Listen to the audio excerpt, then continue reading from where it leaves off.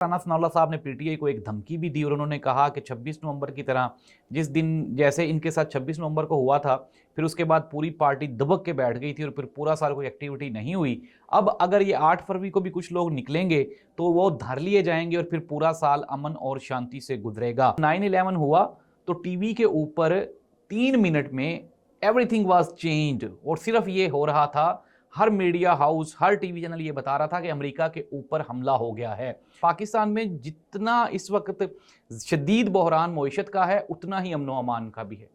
बलोचिस्तान का सूबा इस वक्त जो है वो शदीद शोर से ज़्यादा है। और हम क्या कह रहे हैं? हम कह रहे हैं जी एक एसएचओ की मार है, जब दिल करेगा कंट्रोल कर लेंगे। क्या आप इस कौम से, इस निज़ाम से, आप इस ये जो सिस्टम है इससे क्या आप सेटिस्फाइड हैं? आप मुतमिन हैं? ये जो कौम है क्या इस निज़ाम से मुतमिन है? ख्याल पे नाज़रीन, मैं हूँ ज़ाहिद अब्बास नकवी, आप देख रहे हैं हमारा सोशल मीडिया चैनल। आपसे रिक्वेस्ट है कि मैं सब्सक्राइब करें और अपने कमेंट से ज़रूर आगाह करें।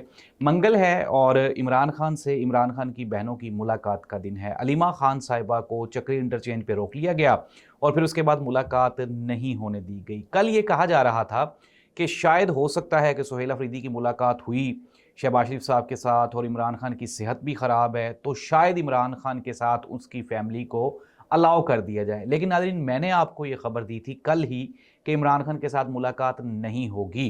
और मेरी जो ख़बर है अल्हम्दुलिल्लाह हर दी हुई खबर सच्ची साबित होती है। ये भी एक ख़बर आज सच्ची साबित हुई और मैं आपको ये बता रहा हूँ कि मुस्तनद सोर्सेज़ की ये ख़बरें हैं कि इमरान खान के साथ 8 फरवरी तक तो कोई भी मुलाकात पॉसिबल ही नहीं है।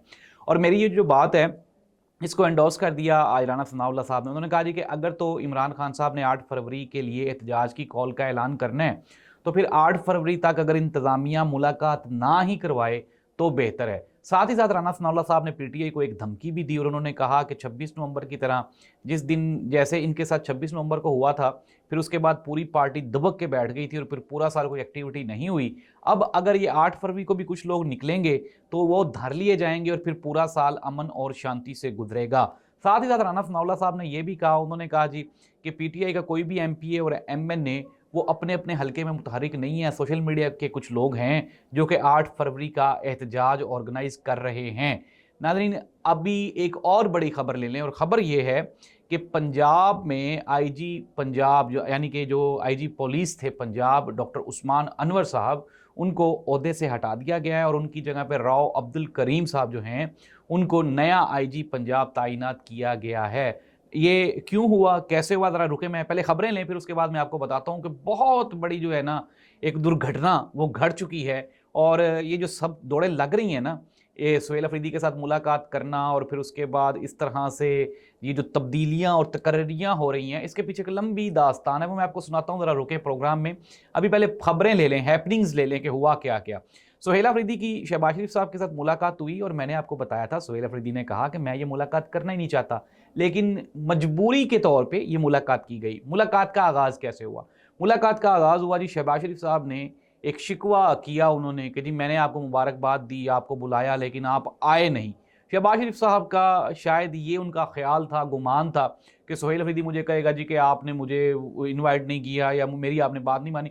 सुहेल अफरीदी ने बड़ा तगड़ा जवाब दिया। उन्होंने कहा जी देखें, मैंने आपको जब आपकी मेरी बात हुई तो मैंने आपको कहा था कि मेरी इमरान खान से मुलाकात करवाएं, आप तो करवा नहीं सके। और दूसरा, इसी तरह से ये जो गिले शिकवे हैं ये दोनों जानिब से किए गए। मुलाकात बिल्कुल भी कंफर्टेबल नहीं थी और ना ही कोई इस तरह का एनवायरनमेंट था। शहबाज शरीफ साहब की जानिब से कोई 2-3 दफ़ा मुस्कुरा के मजाक करके चीज़ों को सॉफ्ट करने की कोशिश की गई, लेकिन सुहेल अफरीदी की बॉडी लैंग्वेज और सुहेल अफरीदी का अंदाज़े बयां ये बहुत पीक पे था। और सुहेल अफरीदी ने कहा भी उसके बाद कि अगर ये सियासी मुलाकात ना होती और मुझे मेरे सूबे की कोई जो अमन अमान की सूरत हाल और पैसों की ज़रूरत ना होती तो मैं कभी भी शहबाज शरीफ साहब से ना मिलता। नाज़रीन, ऑब्वियसली चीज़ें तो हैं, एक ऐसा बंदा जिसके पास अवामी मैंडेट है और एक ऐसा बंदा जो कि एस्टेब्लिशमेंट की वजह से लाया गया है, तो फ़र्क तो होता है। नाज़रीन, दुनिया में जो तब्दीलियाँ हैं वो तेज़ी से रोनमा हो रही हैं। अगर हम बात करें 9/11 जब हुआ, जब अमेरिका के ऊपर अटैक किया गया, महमूद अचकज़ई साहब ने एक बड़ी खूबसूरत आज एक लाइन बयान की। उन्होंने कहा कि जब 9/11 हुआ तो टीवी के ऊपर 3 मिनट में एवरीथिंग वाज चेंज्ड और सिर्फ ये हो रहा था, हर मीडिया हाउस, हर टीवी चैनल ये बता रहा था कि अमेरिका के ऊपर हमला हो गया है। और उन्होंने अपनी कोई खुशी की खबर, अपना कोई मेला ठेला कुछ भी बयान नहीं किया। और महमूद अजीज़ी साहब ने ये कहा, उन्होंने कहा कि बलूचिस्तान के 12 मुकामात पे अटैक होता है और हमारे वज़ीर दाखिला साहब आके 10 मिनट के बाद टीवी पे फरमा रहे हैं कि पाकिस्तान मैच जीत गया, पूरी कौम को मुबारक हो, छक्के लग रहे हैं, चौके लग रहे हैं, आप जश्न मनाएं।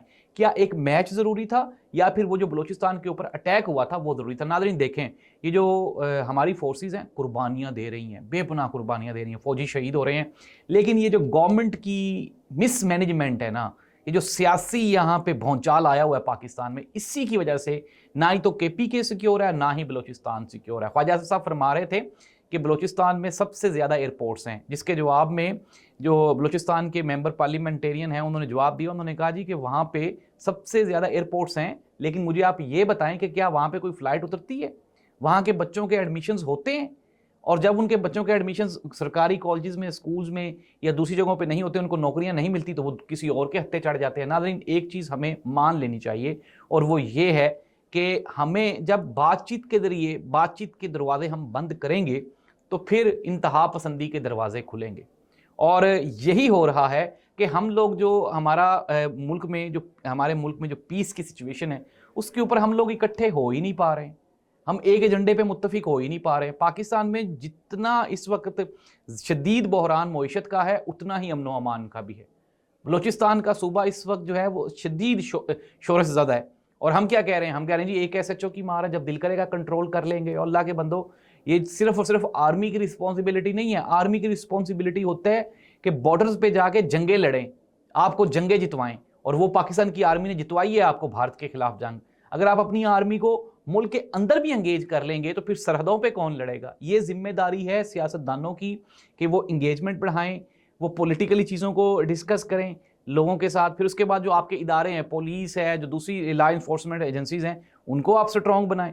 जब इस तरह से सियासी तकर्रियों और तबादले होंगे तो फिर काहे का इंसाफ और काहे का अमन। IG को इसलिए चेंज किया गया है कि पंजाब में जो PTI की जो 8 फरवरी की कॉल है उसको कंट्रोल किया जाए, क्योंकि उस्मान अनवर साहब के बारे में कहा जा रहा था। उन्होंने कहा जी बस मैं बहुत ज़्यादा थक गया हूँ, मैंने जितना आपके लिए काम करना था मैं वो कर चुका हूँ। नाज़रीन डॉक्टर उस्मान अनवर साहब का जो अहद है ये तमाम हुआ, लेकिन अपने पीछे ये कई सवालिया निशानात छोड़ गया। इवन के वो PTI का एक जो बेचारा मलंग था, जब जो उसकी हलाकत हुई थी, वो भी आज तक एक सवालिया निशान है। और उसमें जो उसके लवाहिकीन थे उन्होंने IG पंजाब का नाम भी लिया था। इसी तरह से कई वाक़यात ऐसे हुए, चाहे वो सियासी हों या गैर सियासी हों, जिसमें जो IG पंजाब है उनको हमेशा अच्छे अल्फाज में याद नहीं किया जाएगा तारीख़ में।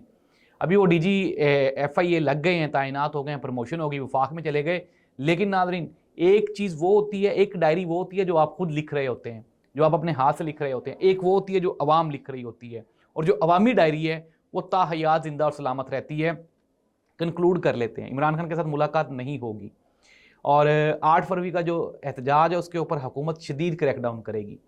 पाकिस्तान में जो प्रोटेस्ट करने की अब बिल्कुल भी इजाज़त नहीं है। लेकिन ये तो एक साइड की कहानी होगी, लेकिन दूसरी साइड की कहानी सुन लें और नीचे ज़रा मेरे जो व्यूवर्स हैं वो नीचे कमेंट भी करके बताएं कि क्या आप इस कौम से, इस निज़ाम से, आप इस ये जो सिस्टम है इससे क्या आप सेटिस्फाइड हैं, आप मुतमिन हैं? ये जो कौम है क्या इस निज़ाम से मुतमिन है? आपने ये बताना है हाँ या नहीं। अगर नहीं है तो फिर प्रोटेस्ट किसी भी सूरत में हो सकता है, चाहे वो सोशल मीडिया पे हो, चाहे वो ग्राउंड पे हो। लेकिन बेहतर यही है कि बातचीत के ज़रिए मामलात को हल किया जाए। और अगर बातचीत के दरवाजे बंद होंगे जिस तरह हुकूमत ने कर दिए, और लेकिन मैं आपको खबर ये है कि इमरान खान साहब चूँकि अभी तक भी 80% फ़ौज में और इस्टेब्लिशमेंट में इमरान खान के चाहने वाले मौजूद हैं, किसी भी वक्त कोई हल्की सी जो हवा का झोंका है वो सारा कुछ तब्दील कर देगा। आज ख़त्म करते हैं, मेरे एक दोस्त ने मुझसे पूछा, मैं गाड़ी का काम करवा रहा था, उन्होंने कहा जी आप इमरान खान के बारे में कहते हैं कब रिहा होंगे? मैंने कहा 2026 इमरान खान की रिहाई का साल है और चीज़ों की बेहतरी का साल है, और ये जो निज़ाम है इसके जाने का साल है। अल्लाह इस मुल्क और कौम का हामी नासिर हो। अल्लाह।